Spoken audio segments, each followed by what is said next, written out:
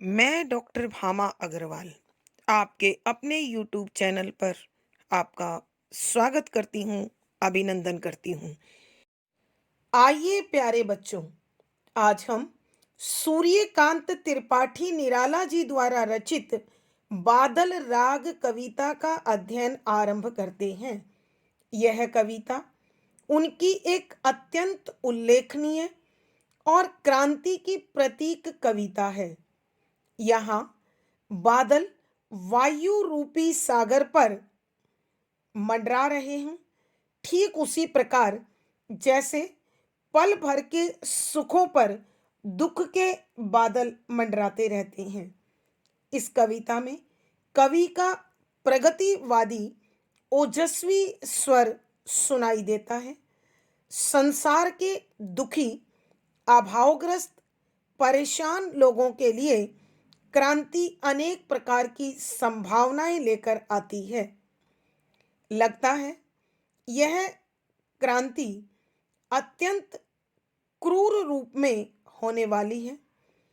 कवि ने बादलों की तुलना युद्ध की नौका से की है और बादलों के गरजने की तुलना युद्ध के बजते हुए नगाड़ों से की है।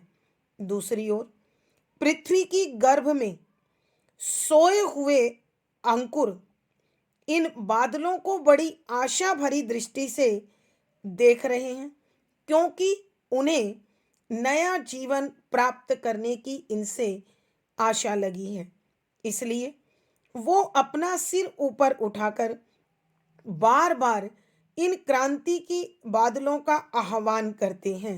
आगे कवि कहते हैं कि बादलों की घनघोर गरजना, मूसलाधार वर्षा और बिजली की चमक को सुनकर बड़े बड़े वीर बहादुर योद्धा धराशायी हो जाते हैं, उनके शरीर घायल हो जाते हैं और प्रकृति में चट्टानें इस वर्षा के प्रभाव से खिसकने लगती हैं। जब बादल आपस में होड़ लगाकर आगे बढ़ते हैं तो छोटे छोटे पौधे बादलों को देखकर प्रसन्न हो जाते हैं और अपने हाथों को हिला हिलाकर बादलों को अपने पास बुलाते हैं। हमेशा क्रांति छोटे, गरीब, असहाय, अभावग्रस्त लोगों के लिए ही लाभकारी होती है। दूसरी तरफ ऊंचे ऊंचे महलों में रहने वाले लोग जो आतंक का प्रसार करते हैं, उनके घर आतंक भवन बने हुए होते हैं। इनमें रहने वाले अमीर लोग गरीबों का शोषण कर सारे धन पर सांप की भांति कुंडली मारकर बैठे रहते हैं। जब बादल घनघोर गरजना करते हैं तो ये धनपति, ये पूंजीपति लोग डर के मारे कांपने लगते हैं और अपनी अपनी प्रेमिकाओं के अंगों से लिपटकर अपना भय छुपाने की कोशिश करते हैं। जबकि कीचड़ में रहने वाले जीव जंतु उत्सव मनाते हैं। कीचड़ में खिलने वाला कमल इस वर्षा से चमकने लगता है, क्योंकि वह कवि ने गरीब और शोषित का प्रतीक बनाकर प्रस्तुत किया है। गरीबों के बच्चे अभाव में, रोग में, शोक में, क्रांति में भी आनंद मनाते हैं। यहाँ कवि किसानों की दुर्दशा का वर्णन करते हुए भी बता रहे हैं कि उनका दुबला पतला शरीर अत्यंत कमजोर हो गया है। उनकी भुजाएं दुबली पतली होने पर भी अथाह शक्ति अपने अंदर समेटे हुए हैं।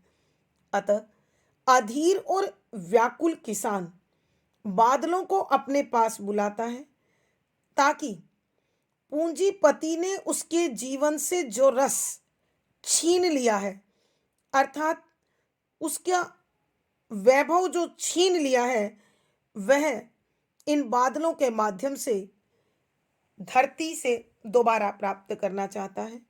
उसके शरीर में अब मात्र हड्डियां शेष हैं। तो कवि इन बादलों का आह्वान एक क्रांति के रूप में करता है, जो किसानों की, गरीबों की, शोषितों की सहायता के लिए इस पृथ्वी पर बरसने के लिए कवि बुलाता है। आइए बच्चों, हम अब इस कविता से जुड़े पदों की व्याख्या आरंभ करते हैं। पद संख्या 1।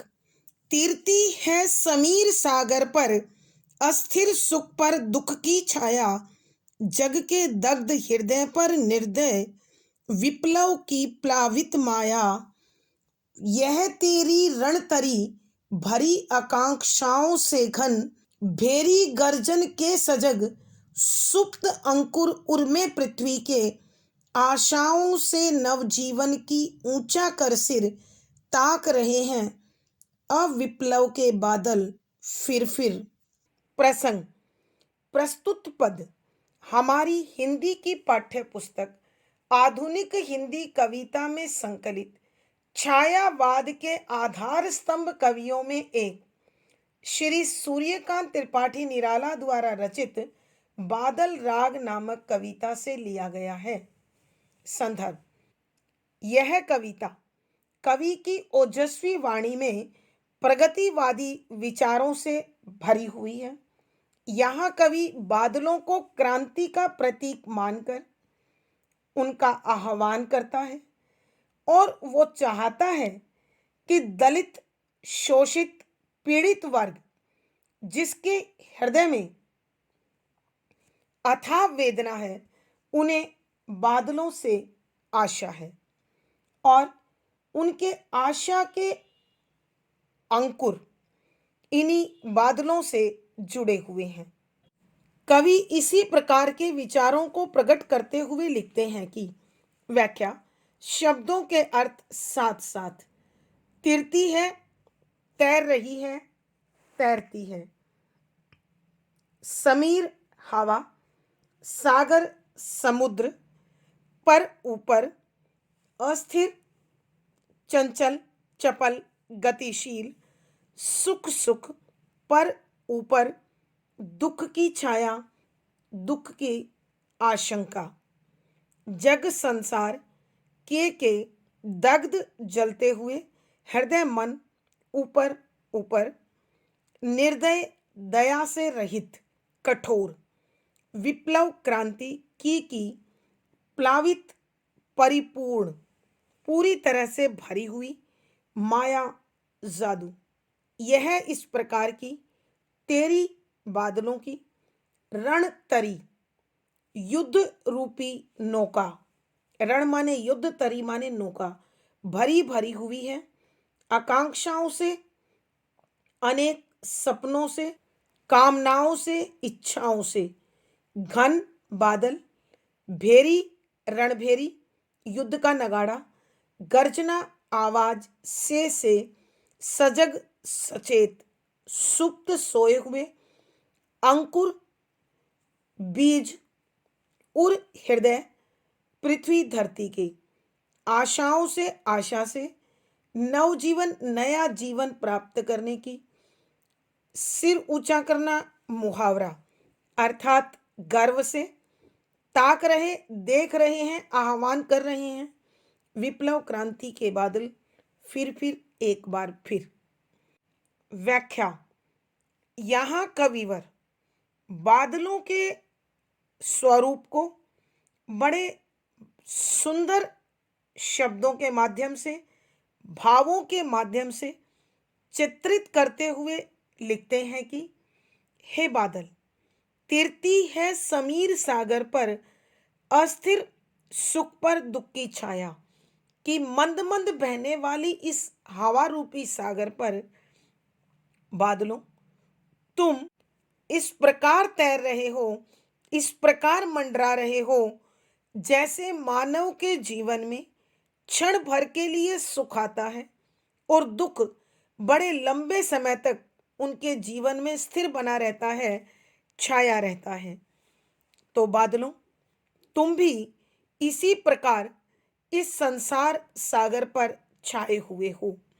जग के दग्ध हृदय पर निर्दय विप्लव की प्लावित माया, कि इस संसार के दुखी मन पर, पीड़ित मन पर, शोषित मन पर तुम कठोर क्रांति की या कठोर क्रांति से परिपूर्ण माया की भांति छाए हुए हो।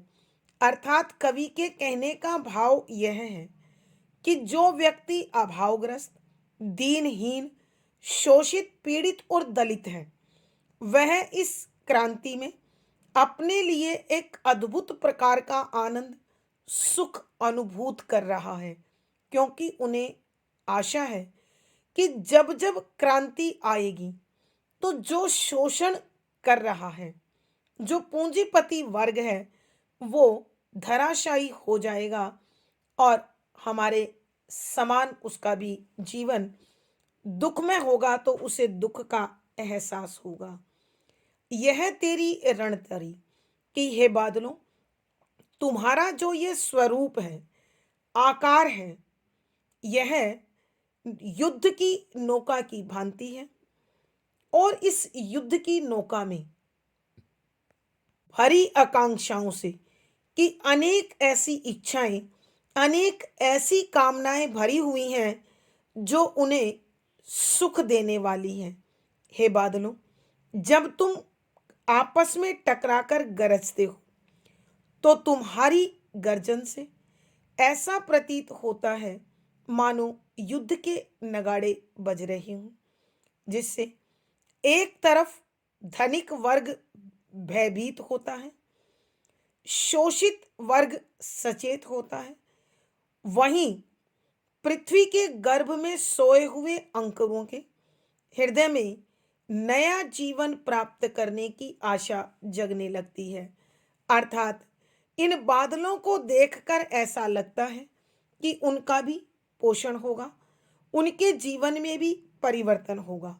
इसलिए वो ऊंचा सिर किए स्वाभिमान से, उत्साह से बादलों की तरफ आशा से ताक रहे हैं।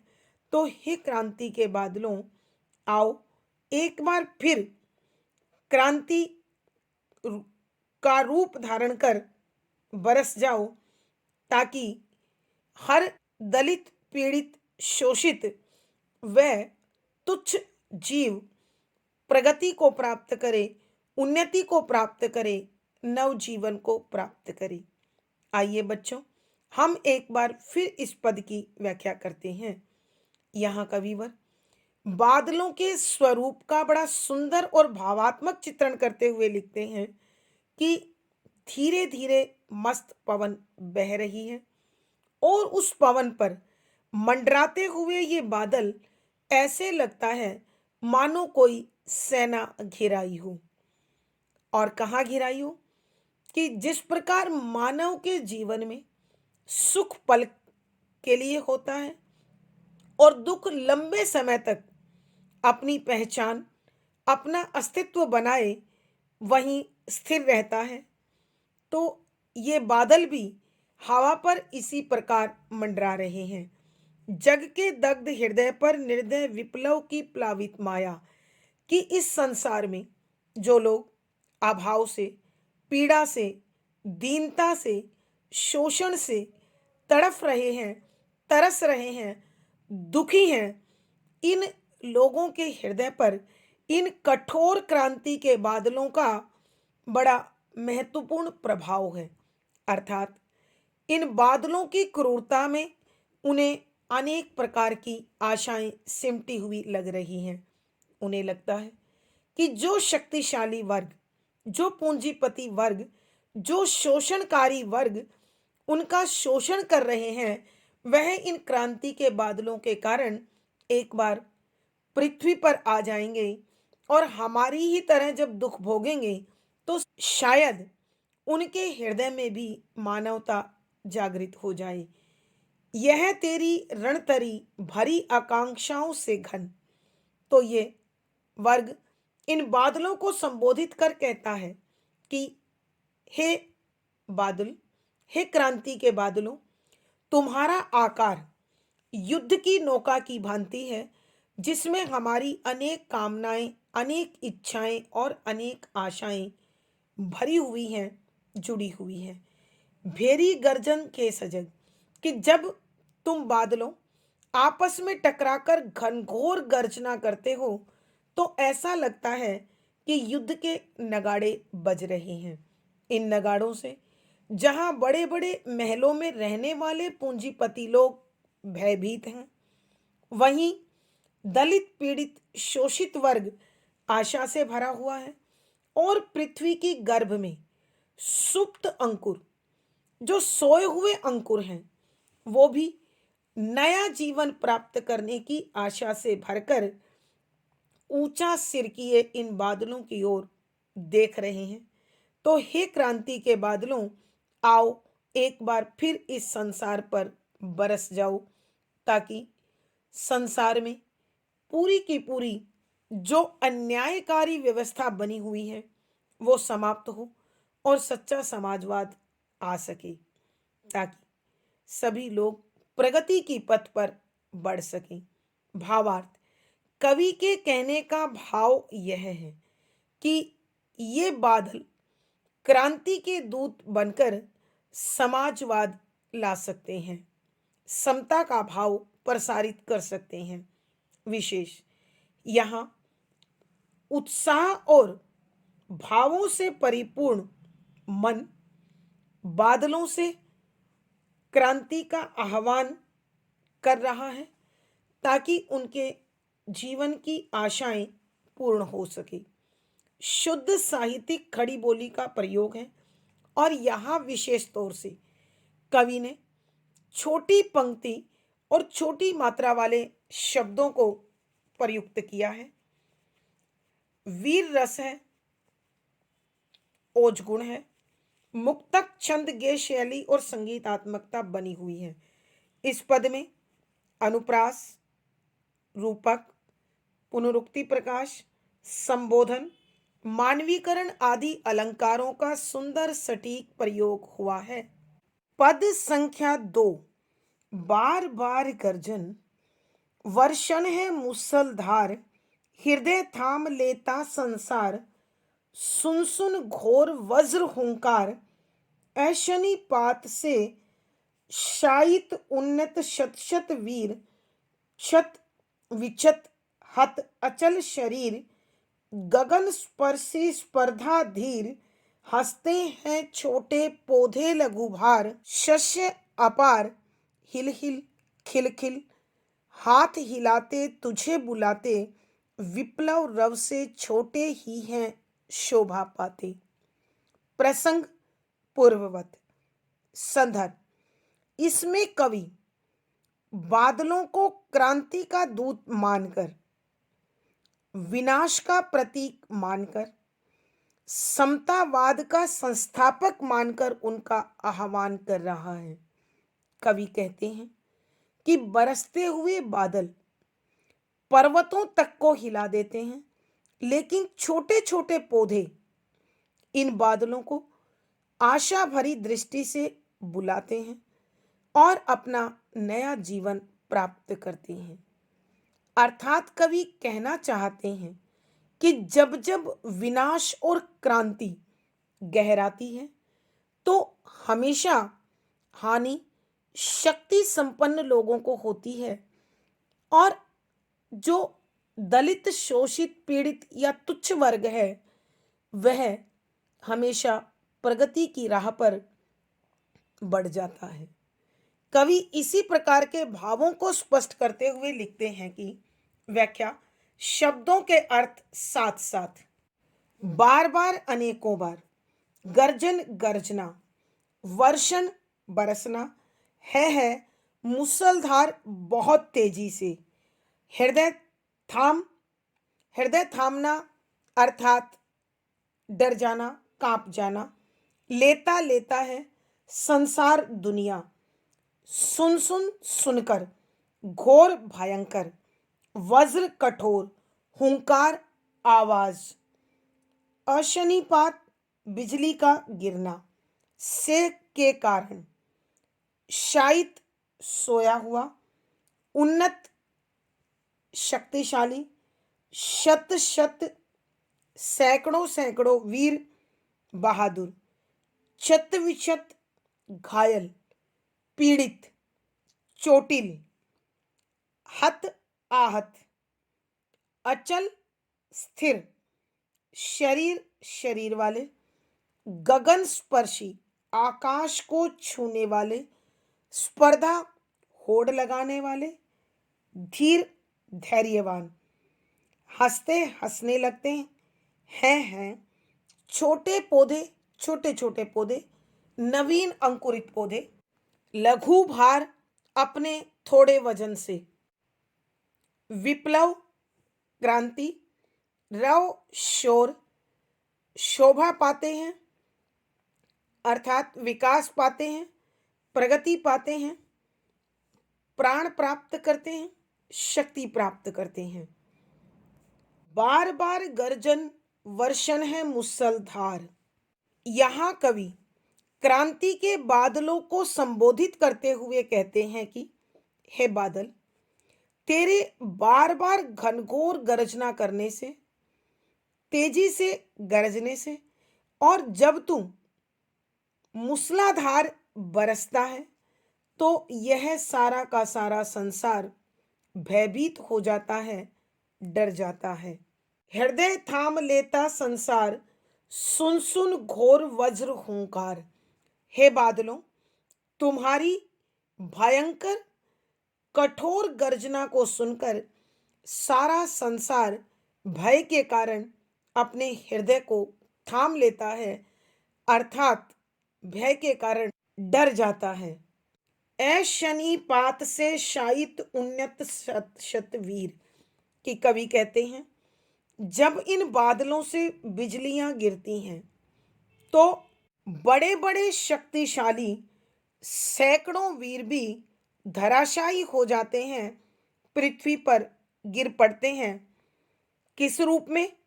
छत विछत अछत अचल शरीर, कि उनके शरीर घायल हो जाते हैं, पीड़ित हो जाते हैं, चोटिल हो जाते हैं और स्थिर होकर उनका शरीर पड़ा हुआ रहता है। जो कभी आकाश को छूने की होड़ लगाए हुए रहते थे। अर्थात कवि के कहने का भाव यह है कि ऊंचे ऊंचे गगन को छूने वाले कठोर शरीर वाले पर्वत तक घायल होकर इन बिजली मूसलाधार बारिश के प्रभाव के कारण पृथ्वी पर आकर गिर जाते हैं। अर्थात कवि के कहने का भाव यह है कि जो जितनी ऊंचाई पर पहुंच जाता है वह उतनी ही जल्दी घायल होकर पृथ्वी पर भी आ जाता है। दूसरी तरफ इन्हीं बादलों की विनाश लीला में, इन्हीं बादलों के इस विनाशक स्वरूप में छोटे छोटे शरीर वाले पौधे अपने अस्तित्व को सुरक्षित रखते हुए हंसते रहते हैं, मुस्कुराते रहते हैं और नवजीवन को प्राप्त करते हैं। वे इस विनाश से भी निर्माण को, नए जीवन को पाते हैं। शस्य अपार हिलमिल, कि इन बादलों के कारण पृथ्वी शस्य श्यामला हो जाती है, हरी भरी हो जाती है। छोटे छोटे पौधे ही तुझे हाथ हिला हिलाकर, खिल खिलाकर, अनेक संकेतों के माध्यम से तेरा आह्वान करते हैं, तुझे बुलाते हैं। और जब तू आता है, क्रांति का शोर मचाता है, तो ऐसे में केवल छोटे जीव, छोटा वर्ग ही शोभा पाता है, विकास पाता है, प्रगति को पाता है। आइए बच्चों, एक बार फिर हम इस पद की व्याख्या करते हैं। यहाँ कविवर क्रांति के बादलों का आह्वान करते हुए कहते हैं कि हे बादलों, बार बार गर्जन, कि जब तुम बार बार आपस में टकराकर घनघोर गर्जना करते हो, वर्षण है मूसलधार, और अपने धारासार मूसलधार स्वरूप के साथ बरसते हो, तो हृदय थाम लेता संसार, कि पूरा संसार भय के कारण, डर के कारण कांपने लगता है, अपना हृदय थाम लेता है। सुन सुन घोर वज्र हुंकार, कि जब तुम भयंकर घनघोर गर्जना के साथ हुंकारते हो तो यह पूरा का पूरा संसार भयभीत हो जाता है, डर जाता है। अशनि पात से शायित उन्नत शत शत वीर, कि वो सैकड़ों वीर जो उन्नति की चरम सीमा पर पहुंच चुके होते हैं, जब तुम्हारे बादलों से बिजली गिरती है तो वो सब धराशायी हो जाते हैं। अर्थात उनकी शक्ति, उनकी उन्नति तुम्हारे विनाशक स्वरूप के सामने कोई महत्व नहीं रखती। अर्थात उनका अहंकार चूर चूर हो जाता है, छत विछत हत, कि घायल होकर, पीड़ित होकर, चोटिल होकर, अचल शरीर, कि उनका शरीर स्थिर होकर पड़ जाता है। गगन स्पर्शी स्पर्धा वीर, कि जो आकाश को छूने की होड़ लगाए रहते हैं, उनका धैर्य भी तुम्हारे प्रभाव से नष्ट हो जाता है। अर्थात कवि कहना चाहते हैं कि जो गगनचुंबी पहाड़ है, अत्यंत कठोरता से इस पृथ्वी पर स्थिर हैं, जब बिजली गिरती है तो वो भी चकनाचूर होकर पृथ्वी पर आ जाते हैं। अर्थात कवि के कहने का भाव यह है, जब जब बादल विनाशक रूप धारण करते हैं, तब तब उन्नति की चरम सीमा पर पहुंचे हुए आकाश से होड़ लगाने वाले तत्व ही पृथ्वी पर गिर पड़ते हैं। हंसते हैं छोटे पौधे लघु भार, कि छोटे छोटे पौधे अपने भार को सुरक्षित रखते हुए हंसते हैं, मुस्कुराते हैं और नया जीवन प्राप्त करते हैं। शस्य अपार, की पूरी पृथ्वी तुम्हारे बरसने पर हरी भरी हो जाती है और ये नवांकुरित पौधे हिल हिल कर, खिलखिल मुस्कुराते हुए ऐसे लगता है मानो हाथ हिला हिलाकर हे क्रांति के बादलों तुम्हें बुला रहे हैं। कवि कहते हैं विप्लव रव से छोटे ही शोभा पाते, कि जब जब क्रांति की भयंकर गर्जना होती है तो हमेशा तुच्छ को, लघु प्राण को ही नया जीवन प्राप्त होता है। अर्थात कवि के कहने का भाव यह है कि हे विनाशकारी बादलों, तुम्हारा आगमन इस सृष्टि में छोटे पौधों के लिए, पृथ्वी के स्वरूप के लिए, जलाशयों के लिए जीवनदायिनी रूप बन जाता है। भावार्थ, कवि के कहने का भाव यह है कि जब भी क्रांति आती है तो शक्ति संपन्न वर्ग को ही उसकी हानि अथवा विनाश लीला का शिकार बनना पड़ता है, और जो लघु है, छोटा है, तुच्छ है, वो इस क्रांति से नई शक्ति, प्रगति, विकास को प्राप्त होता है। विशेष यहाँ कवि बताना चाहते हैं कि क्रांति हमेशा शक्ति संपन्न लोगों के लिए विनाशक और निम्न वर्ग के लिए सुखकर होती है। शुद्ध साहित्यिक खड़ी बोली का प्रयोग है, वीर रस ओज गुण है, मुक्तक छंद गे शैली और संगीतात्मकता बनी हुई है। इस पद में अनुप्रास, पुनरुक्ति प्रकाश, मानवीकरण, पदमैत्री, स्वभावोक्ति आदि अलंकारों का सुंदर सटीक प्रयोग हुआ है। यहाँ कवि ने नवीन प्रतीकों से नया भाव और नया प्रभाव उत्पन्न किया है। आज की कक्षा में बच्चों इतना ही। अगली वीडियो में फिर मुलाकात होगी। आशा है पढ़ा गया विषय आपको समझ आ गया होगा। अपने भाव व विचार कमेंट बॉक्स में लिखें। वीडियो को लाइक करें, शेयर करें और चैनल सब्सक्राइब करें। आपका दिन और जीवन मंगलमय हो, इसी शुभकामना के साथ आभार, धन्यवाद।